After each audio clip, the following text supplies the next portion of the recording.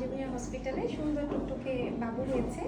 বাবুর ওজন 3 কেজি আলহামদুলিল্লাহ। ওরা কালীহাতি হসপিটালে, উপজেলা হসপিটালে ভর্তি ছিল। তো যাই হোক, ওখান থেকে কালকে চলে আসে এখানে। আসার পর আলাদা মতো আমরা দেখি যে না, ওনার জরার মুখ খোলা আছে এবং বাবু নর্মালি হবে। তারপরে আমরা আমাদেরকে আশ্বস্ত করি যে ইনশাল্লাহ বাবু নর্মাল হবে, আপনারা অপেক্ষা করেন। তো সারা রাত অপেক্ষা করার পর এখন বাবু হলো। বাবু কট প্যাঁচানো ছিল, এই জন্য একটু প্রোগ্রেস কম ছিল, কিন্তু যাই হোক আলহামদুলিল্লাহ বাবু সুস্থ আছে, বাবুর মাও সুস্থ আছে।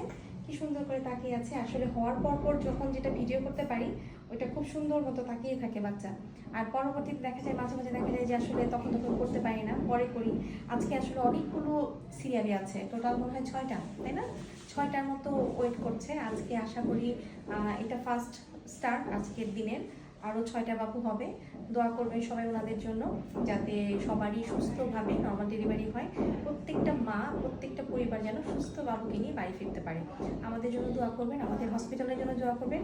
যে যেখানে আছে সেখান থেকে নর্মাল ডেলিভারির চেষ্টা করবেন। আরেকটা কথা বলতে যাচ্ছি, অনেকে পেনলেস ডেলিভারির কথা বলছেন। আমরা পেনলেস ডেলিভারি স্টার্ট করব।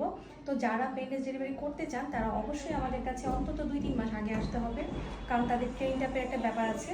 আমরা ওইভাবে ট্রেনিং আপ করে তারপরে পেনলেস ডেলিভারি করাবো। আর আজকে থেকে আমরা ইন্ডাকশন দেওয়া স্টার্ট করেছি।